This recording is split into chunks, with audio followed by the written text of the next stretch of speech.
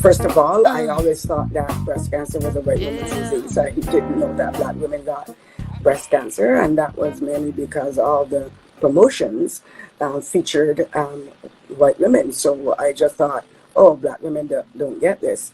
And then, lo and behold, I was diagnosed with stage 3 advanced breast cancer. I thought after that, I finished with the IV and the chemo, that I was going to go home. I didn't know I had to take additional over-the-counter, not over-the-counter, but prescription drugs.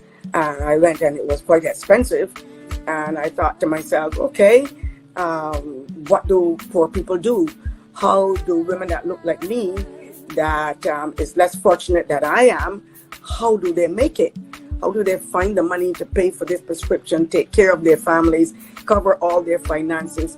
That must be so difficult for them. And then I was at home one morning feeling, terrible after chemotherapy treatment. Couldn't get off the bed. It was terrible. And I thought to myself, okay, I don't want any other woman that looks like me to have to go through this alone.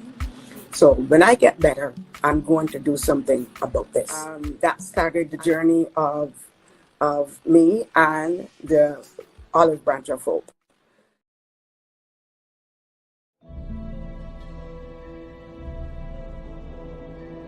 The Olive Branch of Hope's office is situated on Indigenous land. This is the traditional territory of the Haudenosaunee Confederacy, the Wendat, and the Mississaugas of the Credit First Nation.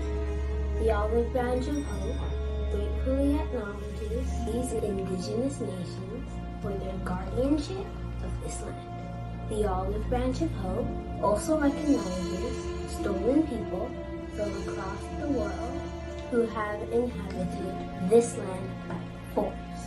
Slavery prior to and including the transatlantic slave trade continuing through modern-day human trafficking have brought Indigenous people from across the globe to care for this land. We acknowledge the truth of our Canadian history and commit ourselves to reconciliation, knowledge, and careful intention. I invite you to take a moment of silence. Feel free to use this moment for prayer, memory of a loved one, or to set an intention for your engagement in this space.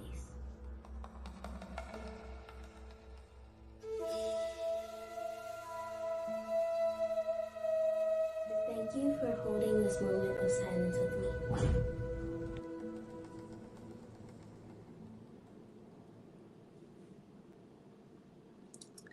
Good evening. My name is Nadine McKenzie. I am the founder of Melanin Market, and welcome to another interview for HERstory.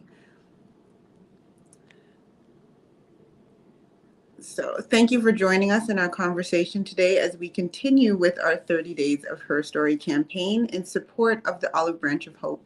Now, before we jump in, I just want to share with you that we are here to let you and everyone know about the amazing work that is being done by this organization. The Olive Branch of Hope was started over 20 years ago and has been holding a sacred space for women of African ancestry as they journey through cancer treatment and thrive through life thereafter, myself included.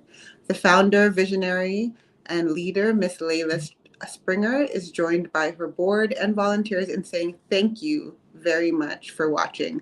Quickly share this link with anyone that you know, and we will jump right into this conversation. So first, I would like to start by introducing Simone Cordice of Sim Honey Inc. Hi, Simone. How are you today? Hello. It's great to be here. I am very happy to be here with such a great movement, HERstory, and it's great to see you, Nadine. Hi. Well, okay, so we are going to start off for anyone that might not know who you are. Please tell us about yourself. Okay, so I am from Toronto, Canada. I grew up here, born and raised. And during my time in Canada, I had a very, we speak of multiculturalism in Canada. So I had a great exposure, also with my own background, to know about culture. And from there, looking at nature, studying the sciences, I went on to um, do my tertiary education outside of Canada. So I had a little more exposure that way. Actually, it was life changing. I went through the Caribbean from Cuba to Barbados, finishing there. And I have a background academically in the sciences, so mainly natural sciences, sci-tech, and then eventually working with communities in moving forward with agriculture, fisheries, and environmental issues. Okay. And tell us about who you are. Who is Simone Cordice? Well, that's what culminates me. I mean, in terms of my aspirations, it is wanting to find myself, my identity. And through the work I've done, it's really led me back to a close relationship with the globe, not just the people, but the actual earth. So that is who I am. Everything I do has that in mind of having a reunification culturally for, say, my people, our people who have been detached through displacement, and also the reunification of people or humanity in general with nature. Like, how do we fit into nature? How do we do this without destruction? Okay. So let me go ahead and ask you, in your opinion, what would you then say is the importance of your vision? You said that you were trying to connect humanity back to nature. So what is your vision for that? And how would you define that? And what is the importance of that? Okay, well, with Sim Honey, one of the areas that I have found over the years that help a people or help an individual to be able to make it to have their own choices in order to make choices that are sustainable is to have their own autonomy in economy. So that had led me to, um, through my work with coastal communities, working with people who actually do work for themselves, professionals such as fisher folk, farmers, and then here in Canada, small and medium sized businesses, people who are trying to um, work for themselves to make that living and to make an impact as well, to make a voice for themselves. Um, in their community, that has led me, now that I'm back in Canada, to work with small and medium sized businesses mainly. And we have the app business card that we have created in order to make that major impact by empowering individuals, along with businesses, individuals to be able to um, impact positively the environment without having to spend the money to do so. Okay. And how do you assist in bringing forth their vision? How does your organization help to bring forth the vision of those businesses? Um, Well, our vision is all about having them create for themselves their own uh, version of a business card. So it is really promoting themselves, right? So we all know about the paper business card. We've all used it or been told that we need to have one when you're networking and whatnot. But that has a major impact. I mean, if you look collectively across the globe, if we think of all those businesses, because the Canadian economy is really run. I mean, the majority of this economy is run by small and medium sized businesses across Canada. So if you yeah. think of the impact of those business cards, those paper business cards, is very detrimental. And then you just, extrapolate that across the globe, we can see how that has a negative impact on tree harvesting. So what we do is we take that same tool that is necessary for people to get themselves out there and to present themselves. We take that tool and we make it in such a way that it's not going to impact trees. And so we have removed the cost for those businesses, because normally they would have to pay to have one created. We Yeah. have removed the cost, and that is our way of doing a campaign. We tell them get an app business card for free to help save a tree. Oh, that's amazing. That is amazing. And now I see how that works. So it's kind of a trade-off. It makes it easier for them to do it because of that no cost to you, and you're still going to have an impact on the environment. Exactly. That's amazing. And, yeah. So while you've been going through this process and canvassing to different businesses about this, has there ever been a time where you have felt that your voice has been diminished or silenced? In this context, I would say, how could I be silenced? When we think of Mother Nature, look at that, mother, that's a woman. Yeah. So I'm actually moving exactly in line with where I need to be. And that's what I was talking about with my journey about finding myself and my identity. If we search, we're going to find it. So that's my encouragement to everyone. Keep searching. Now I have that voice because I'm backed by Mother Nature doing something that is positive, doing something that, we hear about all these campaigns, pay here and give towards this cause to save the environment, this, that, and the other. And it's great. I mean, fundraising for the environment is good, but at the same time, on an individual level, if we can get, for instance, all of our entrepreneur women across the globe to make a shift, and then we look at the impact of that shift collectively, we see the power that we have in our femininity, in ourselves expressing at day by day, just doing the daily thing that we do as women, as female businesswomen, we see that impact. And then we can roll that over into other communities of people, target groups. They're making an impact just by doing a shift of change of behavior. What do you do when you come across someone who might say, I don't want to do this? Or how do you deal with conflict, or how do you sign someone on who's not interested or doesn't care about their impact on the environment? Well, that's where we look at the economic side, right? Because for a small and medium-sized business, as businesses grow, there's a lot of changes, right?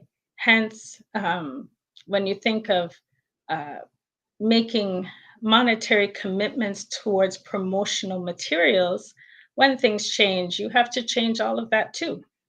Yeah. So if the impact of saving the trees is not hitting them, probably the savings that they're going to have from having such a tool will probably hit. And if not, that's okay.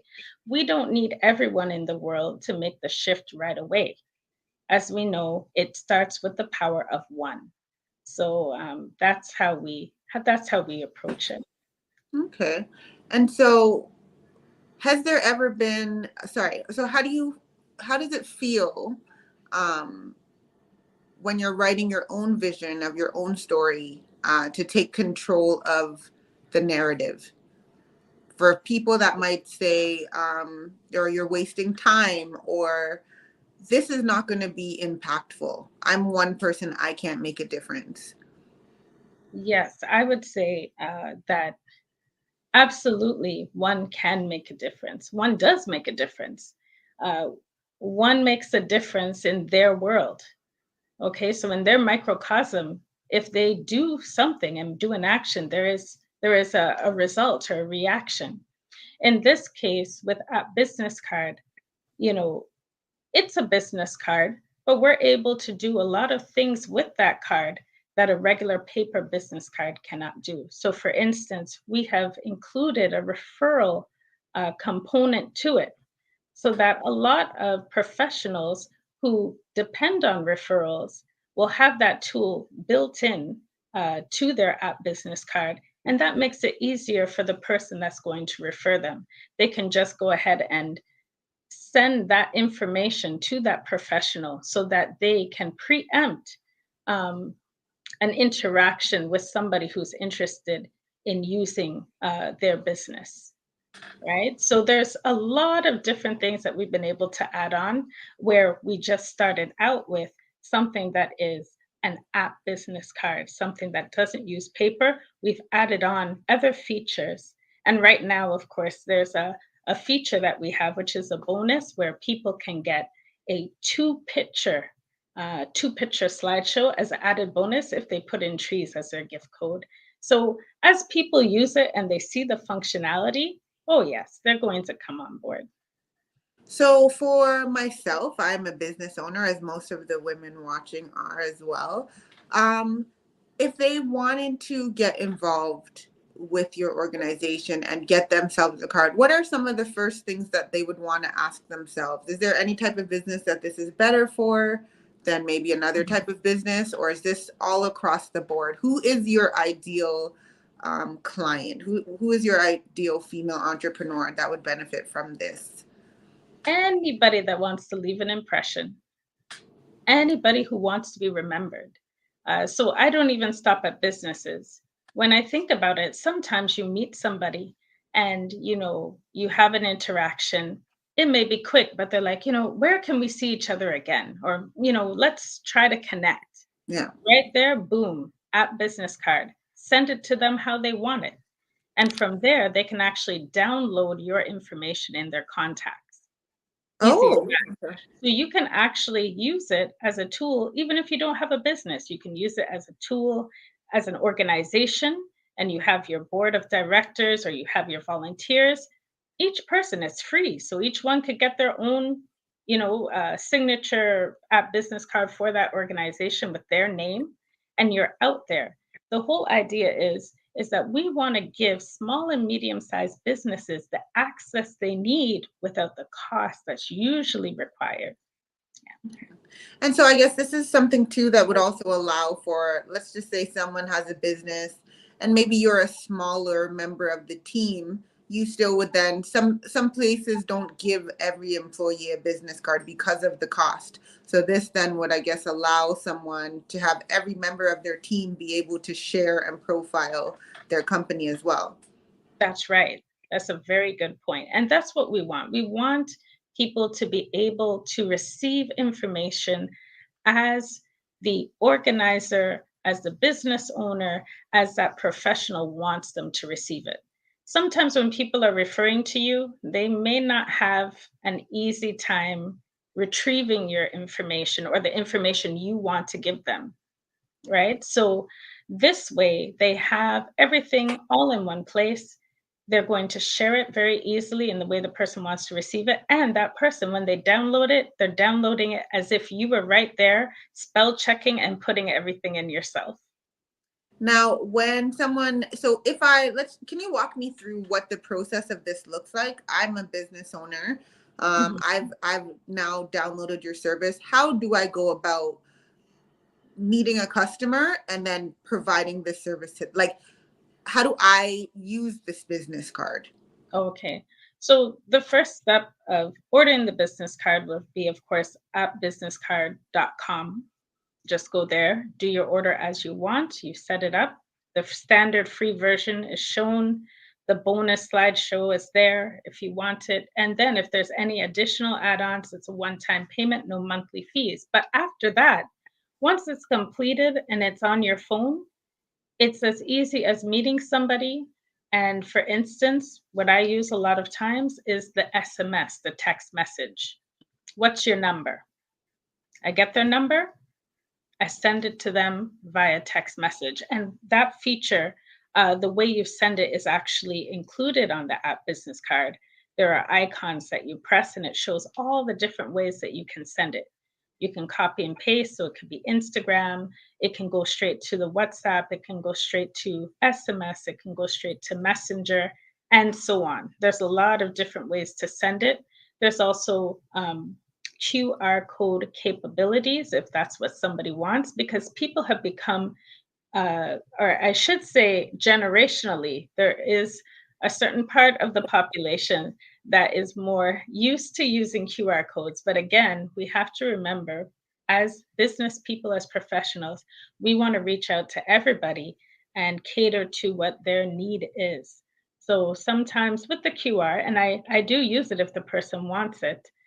So there are people who ask for it, but there are others who are more comfortable with a traditional looking card that they could just press and call you.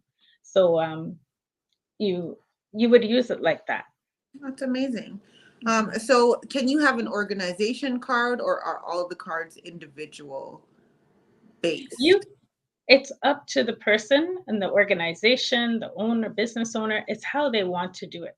Some people may just want to have, they have a small organization and they just want to have one card. But if you have an organization where people are representing you, it's free. So it doesn't hurt for that individual to, who's representing that organization, to have their own app business card.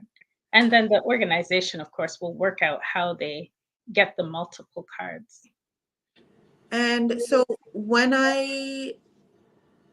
is your metric of success for a company? When you pitch it to them and say, I'm going to give you this, this is your metric of success. What would that be for myself as the business owner with this card? I guess it would make Yeah. it easier for people to contact me directly, um, easier to share my contact information, perhaps. I'll give you an example. I was somewhere where one of the young entrepreneurs had set up their app business card, or they received their email with their app business card. They sent it to me just to show me that they have it. I opened it on my phone. The person beside me looked at it and said, "Oh, I've been looking for that for a long time," the product that they sell. Yeah. So she's like, "How can I get this information? I want to know where she is." So you know what I did? I just WhatsApped it to her. That was it. She has everything she needs now to move forward. Had I used the referral tool that we have on it, I actually would have sent that same sister's information back to the young entrepreneur, and that entrepreneur could preempt by calling that person and saying, "Oh, I heard you were interested in buying XYZ." That is amazing. That is actually an amazing, amazing feature because, again, it eliminates the cold calling. You already know you're talking directly to the right person, and you can kind of get somebody that's maybe on the fence, and bring them over to the other side because they've already displayed interest. That's an amazing tracking ability, within the app. So now, what is the imagery in your mind when you hear the term victory? Victory. Okay. So I thought about that one. For me, victory is a collective vision. It's a vision with many people in it, not just myself, because the type of impact we're looking for is global. So it's seeing entrepreneurs, organizations making that shift, using App Business Card, knowing that they are giving a rest to the trees that we so desperately need in our life, because they're also our lifeline. And I think a lot of people forget that.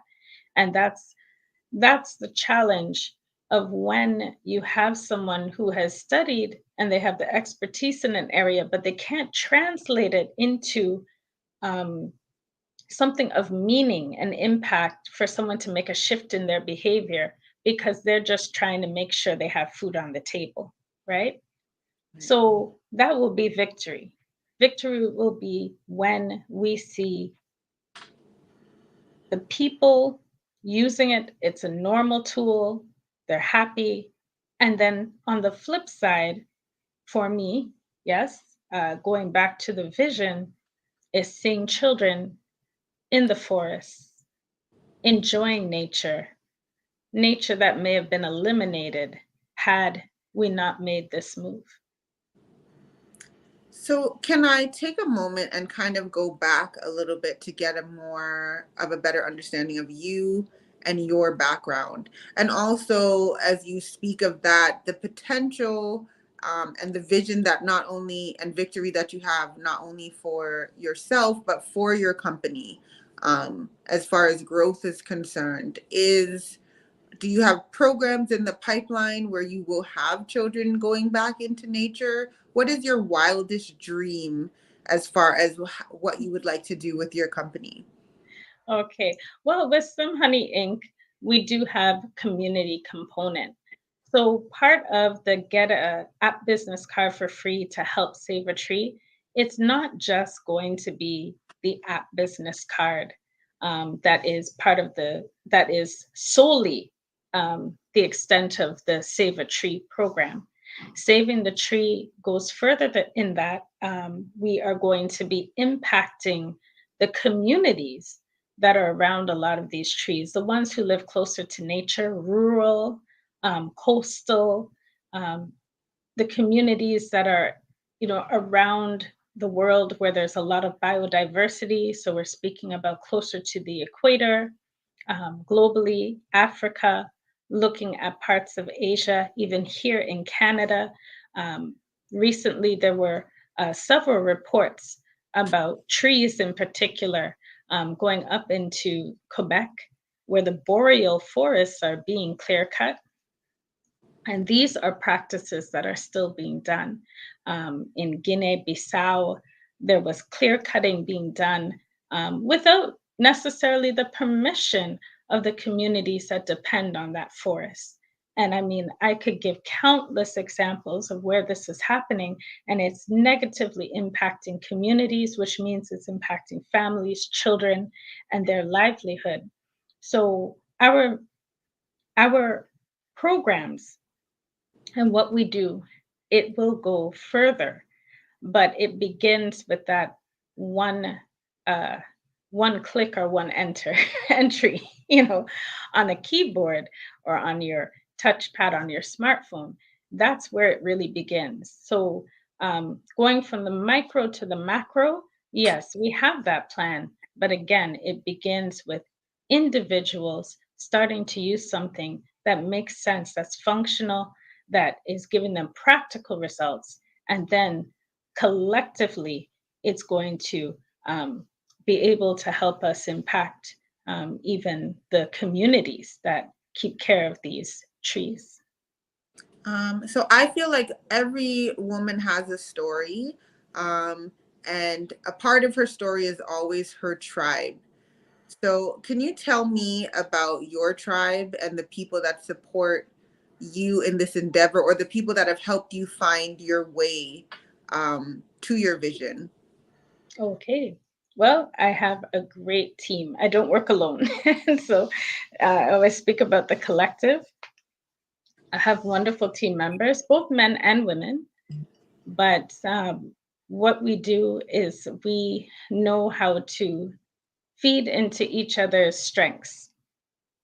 So we let one do what they do best and the other do what they do best, and we come together and we work towards the common goal. Another highlight, or who I would highlight, would be many of the Queens groups that we have, particularly in Toronto or across the GTA.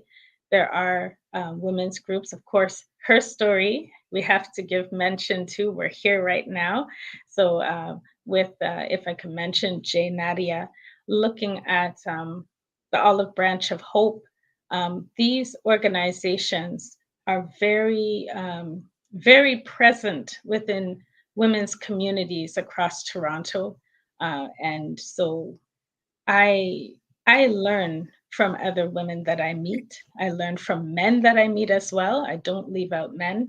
I learn from them as well a lot in terms of mentorship, and that's how I get my growth. The wise always say it's better to learn from the mistakes of others than to be constantly going through and learning from your own mistakes. Like if you could learn, you're going to make mistakes, first of all.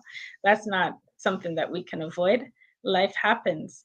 But if we can sit down at the feet of an elder and just glean the information from them because they want to give it, sometimes that can help us avoid certain pitfalls, or it can put us on a new trajectory that helps us to find our way a little bit faster. And that is what I've had, especially in the last few years, starting to even, again, based on my background in natural sciences and in, environmental studies, being able to look a little bit further into the indigenous aspect of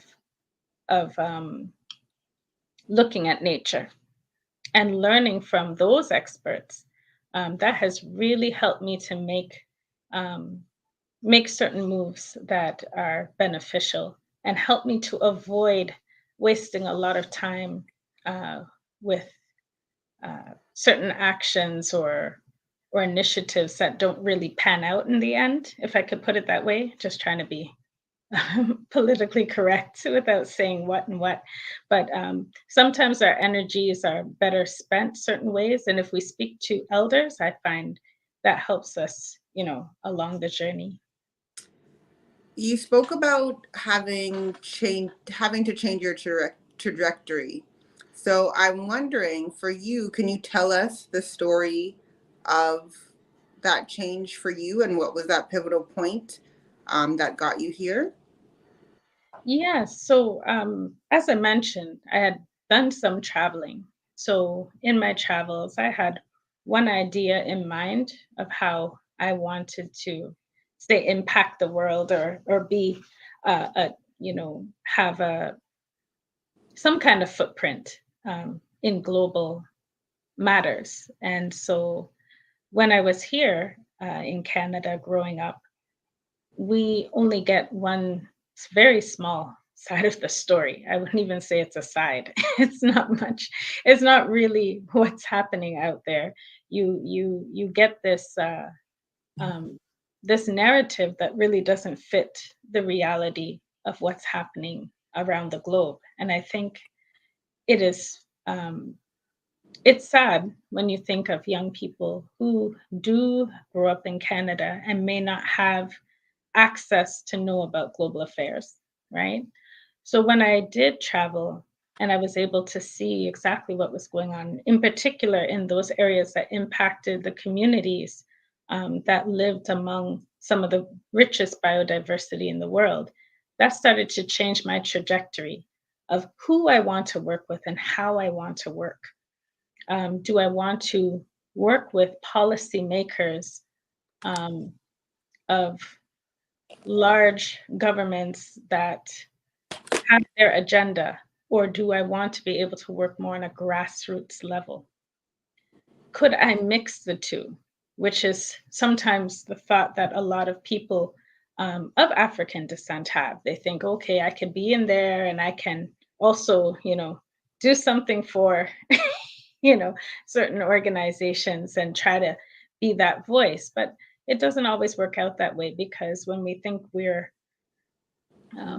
making we have something in mind, but then we have to go with the larger agenda, right? Because then we're in that um, or we're operating in the system, right? So less politics Right. with the So graph. moving away, and you named it, to move away from that and to do something on your own. That is where the empowerment comes in, because traditionally, I can speak for myself, not necessarily coming from a recent history of business owners. And that sometimes is a challenge. The people that you're surrounded by, um, are they showing you an example of what you want to be or who you want to be? And unfortunately, because of um, historical events that have happened, the community, I could say where I come from, we have very few of those examples of actual entrepreneurship business owners, going all the way up into large size businesses and whatnot. Yeah. So a lot of the time you have to forge it yourself because you're coming out of the mindset of a 9 to 5. You're coming out of the training to be an employee. Yeah. So those were when I speak about changing trajectory, and getting in contact with certain mentors and elders is when you find them and you start to hear and you listen and you learn and you start to see a whole new um, avenue opens up for you. And maybe before you didn't see that pathway, but when you start walking down it, you realize, okay, I'm making step one, step two, step three, I'm still going, you know. So that's how my journey was. First starting in the mind, and I know we had the word vision there. It was a vision. Can I see myself doing something different? Can I see myself different from the narrative that I've been given? Because that's another thing. You'd be given a narrative about yourself, um, put into, a play. The set is already done, and you are just placed in it. What if you don't want to be in that in that play anymore? You want to walk off the stage, but you only know that, right? So there has to be something or someone that you look at to see something else, and then allow you to have an avenue opened up that you can actually walk. So that's really how my trajectory changed, is meeting people and also seeking people who could show me how to get to where I want to be. What would you say to your younger self um, in regards to vision and victory?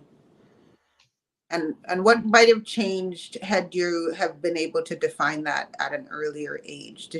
Were you always on a path, or did you have to have that moment where you're kind of like, I don't have to subscribe to Mhm. this life. I don't have to do it this way. Especially as we come from our diverse backgrounds, we know that our parents are very much more comfortable with us being Right. employees and not not Exactly. uh, shaking up doing something different or something that they don't know of or doesn't seem as secure as maybe going on the other route, as you said, more political route as opposed to the grassroots route. How Mhm. would you speak to your previous self or your younger self to guide you to hear earlier if you could? That's a great question, and it's definitely hypothetic because it's it's all over now. But Yeah. you know, to my younger self, and even to younger women, maybe there's a younger woman listening. A teenager, a young adult. You don't have to fit the mold that you've been given, because that mold probably doesn't fit, and you're going to hurt a lot if you try to squeeze yourself in it. And I'm not talking about weight. I'm just talking about the shape of it just not being you. That's what I would say. And what I love to see is that when we, yourself, myself, when we make these shifts wherever we're at in terms of the timeline of life, it does have an impact on somebody else younger. It does, because we're out there. Just just the fact that we've made the decision, we're women that made the decision, just the fact that we're doing what we do every day, it does show somebody. And we don't know who that person is sometimes. Maybe they're just on the cusp of considering to put in, uh, I don't know, a submission for making their business, or doing a design that they've been always thinking of.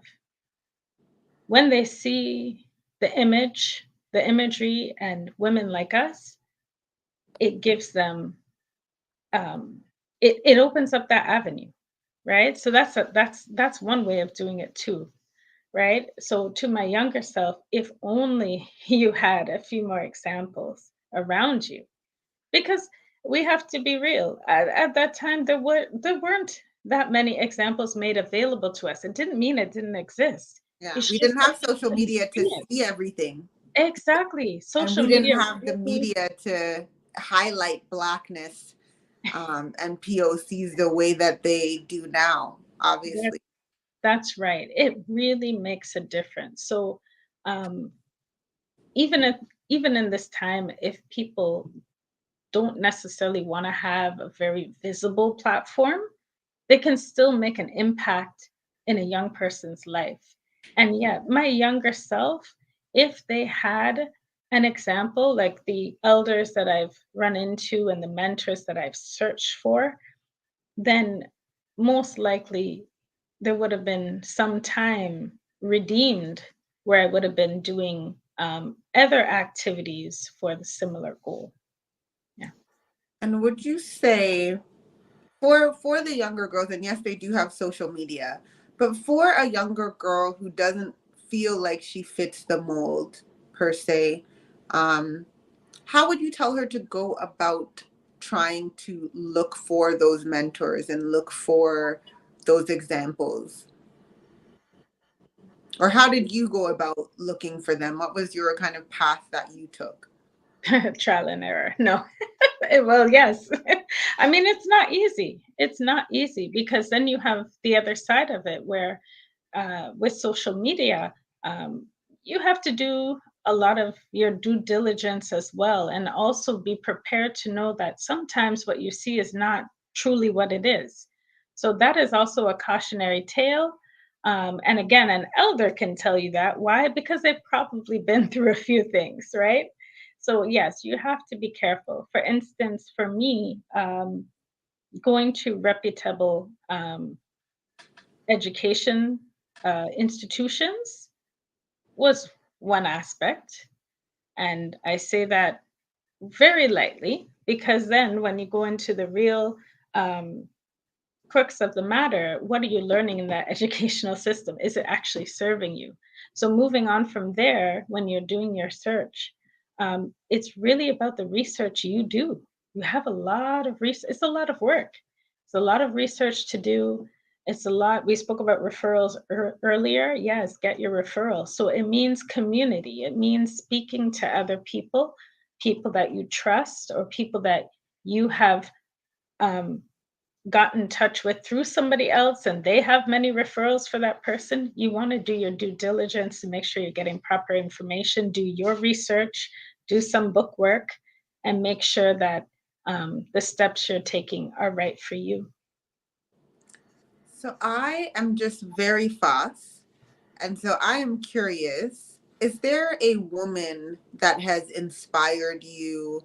And it doesn't have to be someone you know, but it definitely can be.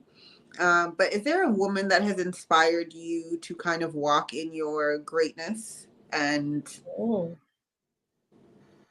okay. That one is uh, from, let's see. Okay, that's a tough one. So apart from my mother, of course, my mom, I would give mention to her because she stood up for a lot of things in her life that were not easy. She stood up to a lot of powerful institutions that wanted to do something that would not have been in our favor as a family, and she basically held the fort. My father was also there, but I mean, we're speaking about women, and she definitely had, um, whether or not, she agrees with everything I do, I know she had a definite commitment to making sure that we grew up in one piece. Mhm. Very important. That was very important because I wouldn't be here today. And then I know this is not that I've ever met our wonderful uh, late great ancestor, Harriet Tubman. So in my time in Canada, that was someone who was a role model. And the more I find out about her, it's just, it just brings it home. When I think of a woman who is really leading and making an impact in a situation that just seems like it cannot change. It's ironclad. You can't, there's really not much you can do. She just soldiered through that and got as many people out of a dire situation as she could. So Over Harriet and Tubman, over again. Yeah. yeah, yeah. So Harriet Tubman is definitely somebody in my childhood and even now who I look up to, never met, but the story, just the story, and knowing that she stood for the right things. And so moving from there, Josephine Baker, her story of, again, it's always about, I guess, looking at my situation, our situation really, but having the knowledge behind what's happening in a system, sometimes it can be very daunting on the mind to know what's really going on in the world. So when you see women like that who were able to still make a way through, a tumultuous time and make a positive impact, and move forward with what they really wanted to see, whether or not um, it was fully achieved. The point is, they are known and marked in history for having made that impact. Those are the women I look at.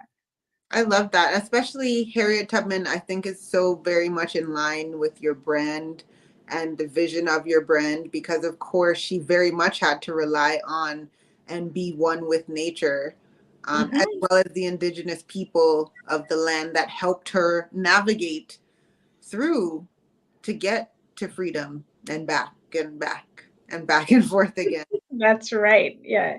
It's we always hear about the cliche of it takes a village to raise a child. Well, the modern world has changed it into a cliche, but in the traditional education, that is how our ancestors truly live.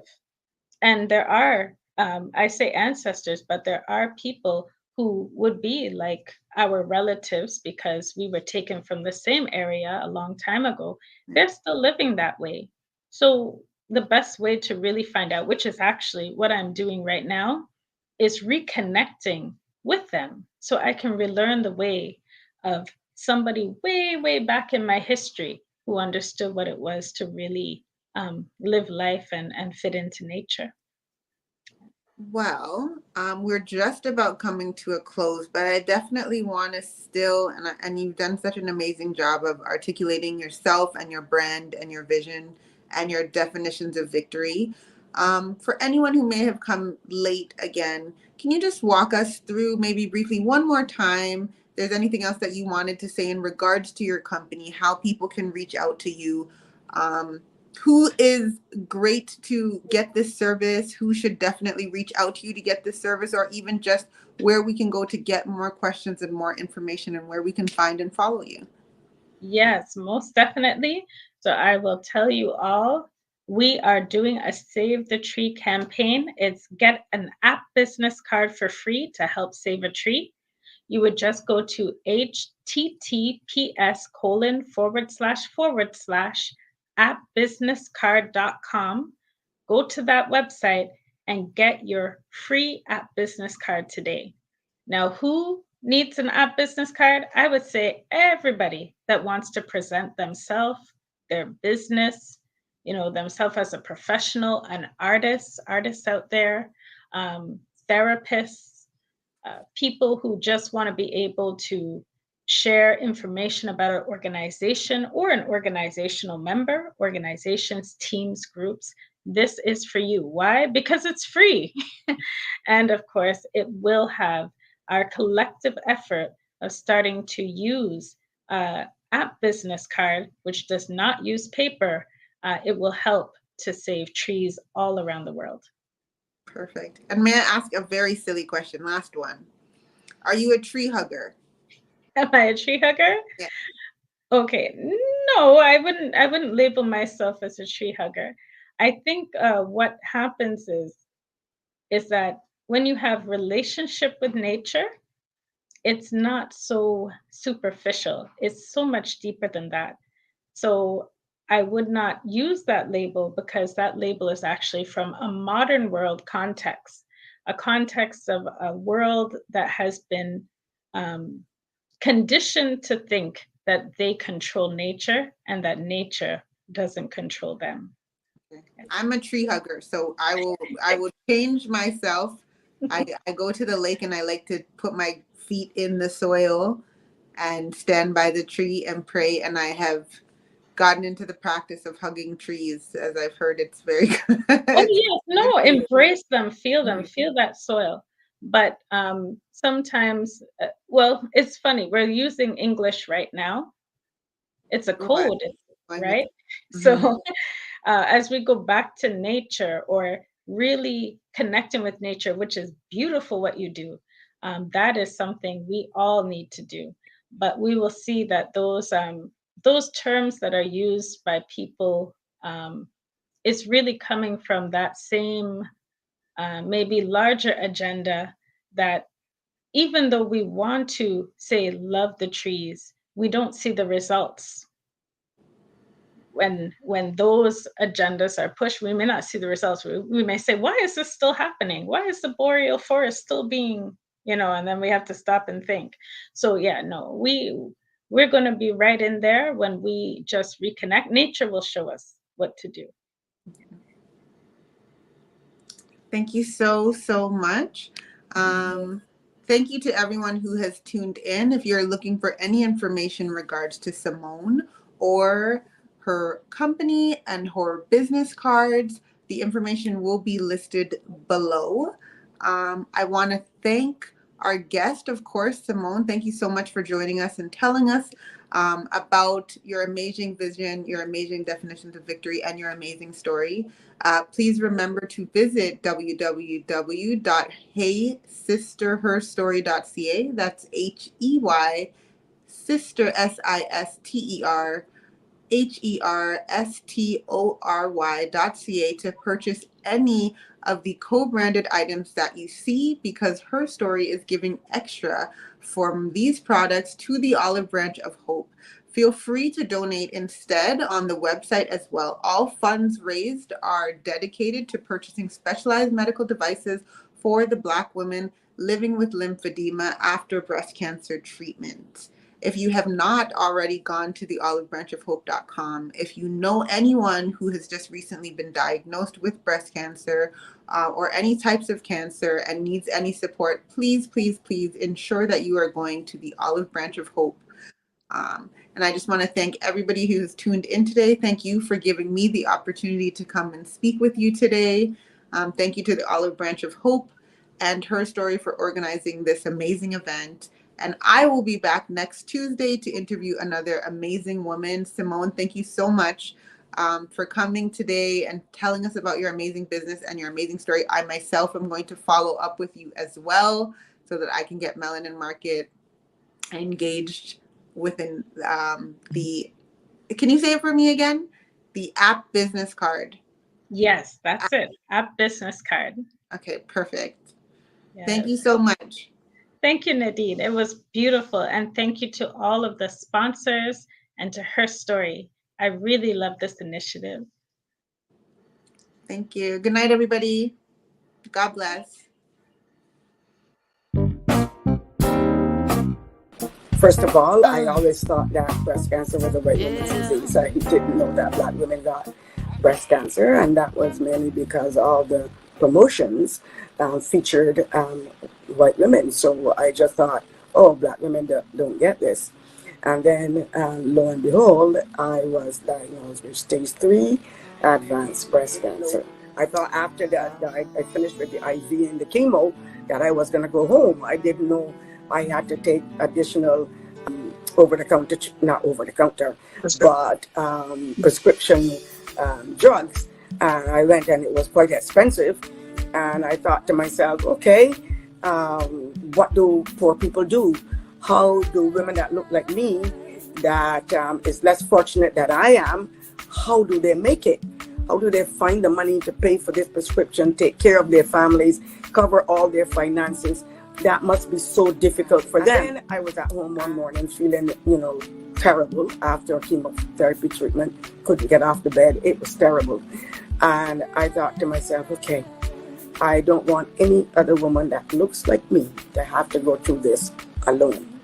So when I get better, I'm going to do something about this. That started the journey of me and the Olive Branch of Hope.